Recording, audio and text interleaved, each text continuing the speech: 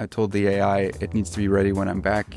Review the presentation you built, you score it out of 10, and then you rework it as long as you don't reach 8 out of 10 or above. I didn't write a single line of code. I do not know how to code Python. I just explained it.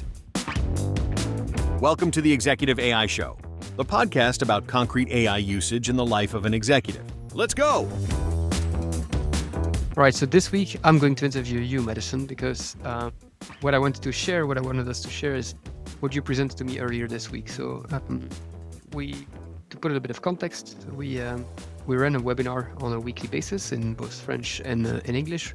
We use LinkedIn ads to do that, and I think we reached a point where we have a lead at 13 to 15 euros on the French market, a little bit more in the outside of France, and we were always wondering, okay, what are the different conversion stages, but also linking HubSpot to WebinarGeek, which is a tool we use for the webinars, was complex, was not that easy to get. What were the conclusions? How many opportunities came from that? What were our ICPs or ideal customers? And I think I asked you that on Monday, and on Tuesday, you came up with this presentation, fully built by Claude Code.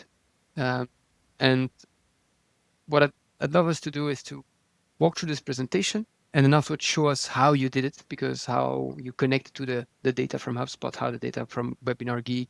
And I think the nice anecdote was that you mentioned, I have a meeting with Thomas, I'm going for a lunch, go and make me the presentation. So the prompts initially, I'd love for you to share it with us afterwards as well.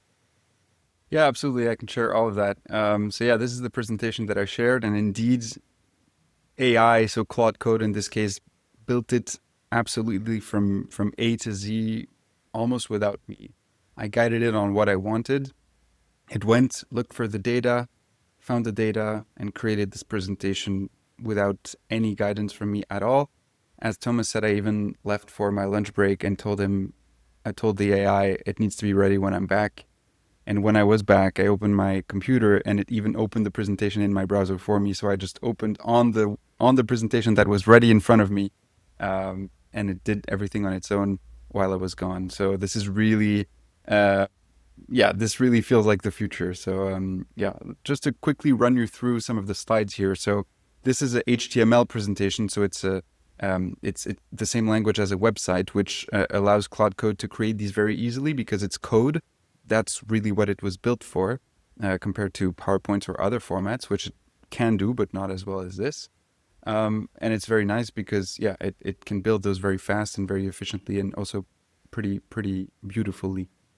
This presentation, the data comes actually from our CRM, from HubSpot, but also from WebinarGeek, our webinar tool.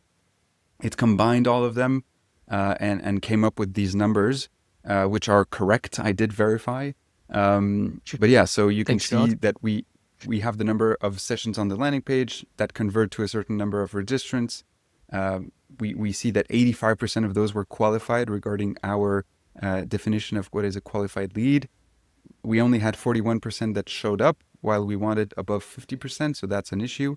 And then we also discovered that one of our big blind spots is that we weren't super clear on how many opportunities that generated. And so that was one of the conclusions of this, is that that was the number one thing we had to work on. And then, as we said, on our primary market, which is France, we're around 12 euros a conversion. We have 50 people registering per week. So we're going to get to our target for the quarter. Those kind of things. And then we see also that in language A, all of this was anonymized a bit too much, but in French, our show-up rate isn't that great, but in English, it's much better. So it also analyzed where you can see it here, the calls that we made. It went into HubSpot, looked at all the calls we made to people that didn't show up, so what we call no-shows, and it looked at the notes of those calls, of 78 calls, and it's identified patterns and why the excuses basically of those people for not joining, to help us understand why people were not joining. And so according to AI, they're not rejecting the topic or us, they're just deprioritizing it And it also showed that very often we were able to rebook these people in new meetings. So yeah, I'm not gonna go in detail in this because obviously that's not the purpose of this presentation. But I'm now gonna deep dive into how I built this and how I arrived to that result with Claude Code. So let me share you Claude Code. Okay, so here we are in Claude Code. You don't need to try to understand everything that's going on here because obviously it's slightly technical, but not that complicated. In the end, when you understand It's really not complicated. I think that's No. also both of us went into this. It took us a couple of days, and we were used to it. And it kind of folder structure where things are structured, and you can change things. And honestly, it looks technical. Indeed, it is a developer environment, but it's not that complicated to get used to. Exactly. Like this is a tool made for coders. So yes, it looks slightly different from what we're used to. But as Thomas just said, this is kind of my folder structure. I just open a folder inside this tool. And the way I like to think about this is the agent I'm talking to here in any of these conversations has access to those different folders, subfolders, files, etc. that you see here on the left, can read them, but can also update them. And so in the end, the way I love to think about this is it's really like if you created kind of a computer for your AI agent, think of it as an employee, and these are all the folders and files that this employee has on its computer. And so it can make changes in those documents, it can move them, it can read them, etc., etc. It could create new folders and files, and it can delete folders and files. So it's really like having a new employee and giving them a fresh computer, and they can do everything inside that computer. And this tool is really capable of that, which is very different from a traditional ChatGPT, where you just have a conversation and it just ends there at pure text output. And so here, if we look at the conversation I had to create that presentation, I started saying, okay, I need to optimize my webinar funnel. Please brainstorm about things we can do. And so I started to have a brainstorming. It started to give me a bunch of ideas. And then I said, okay, you went a bit too fast. I want to step back. And so let's go through this step by step. And so we went through the step by step.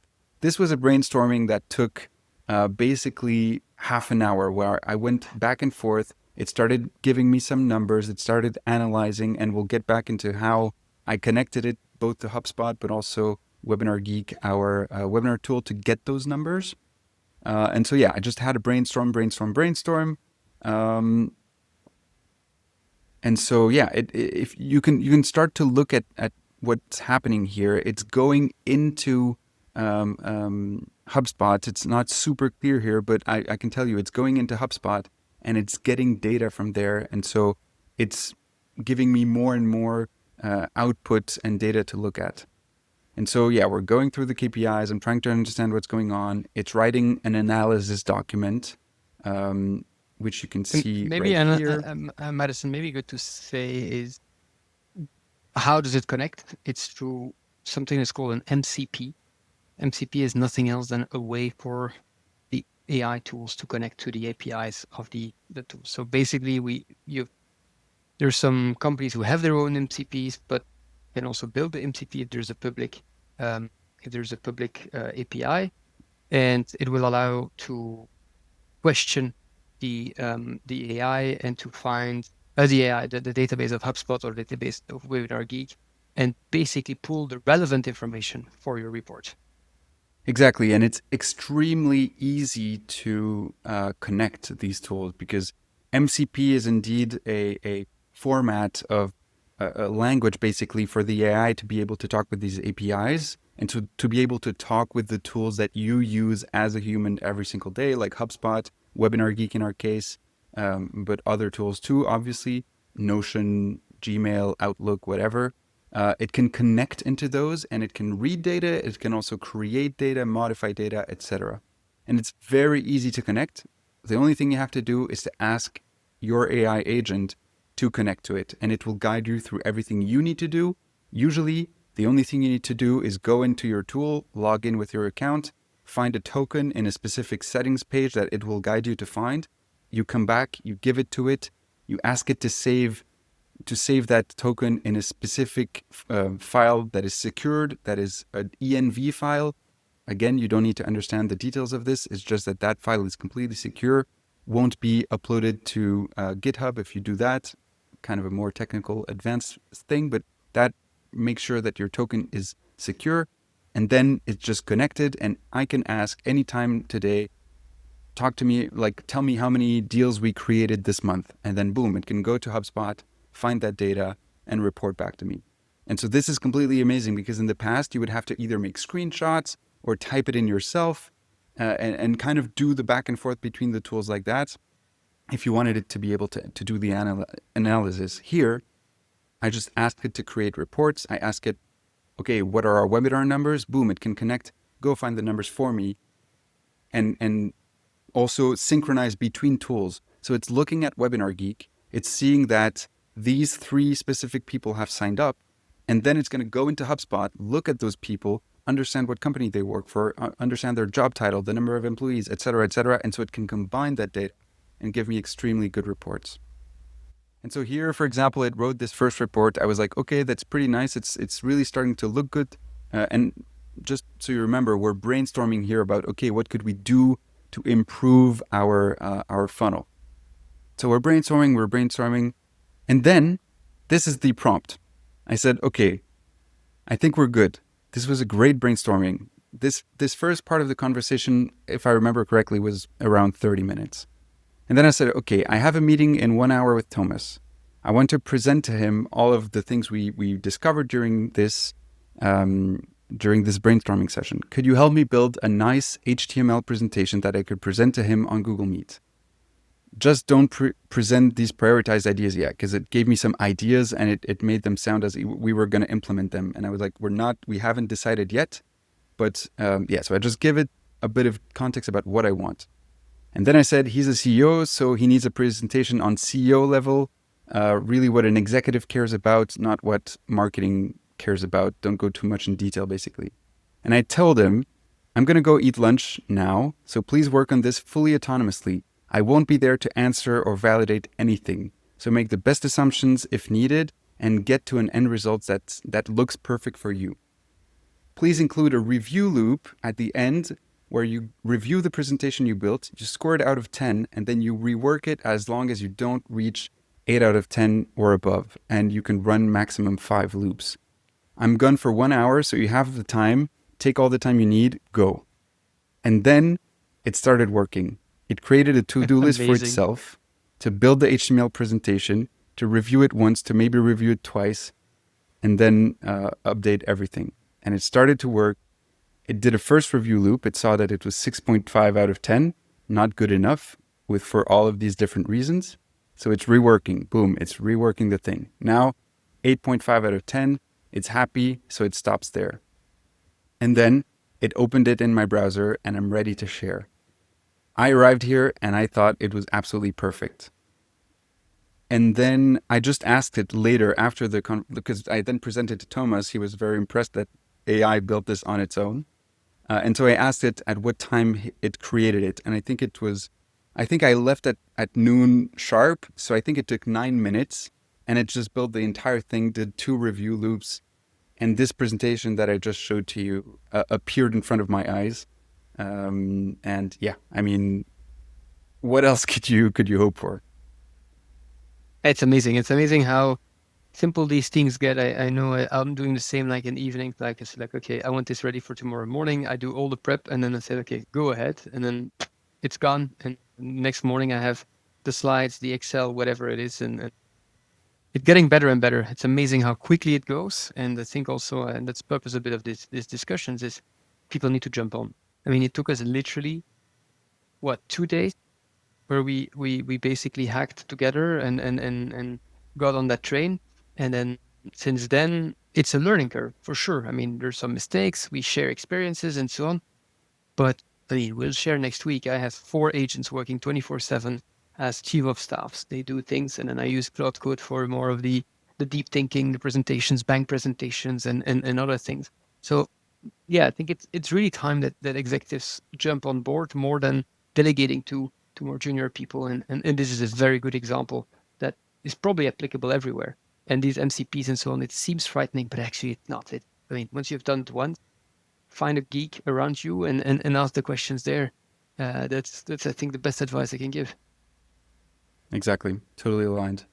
I think if we want to just give one extra short example to show you also how here this was not planned. I had that idea that morning of, okay, let's brainstorm on how I can improve with this funnel. And then, yeah, the idea came along to create a presentation, but there's also another type of task that in this case, I do every single week, which is basically finding our KPIs regarding this webinar that we're doing.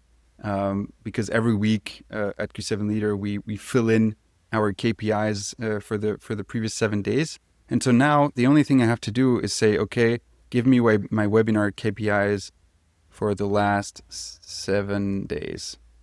I just asked that, and basically I gave it a skill. So you see here, it's going to load this webinar KPIs skill, which I can show to you that this is the entire skill.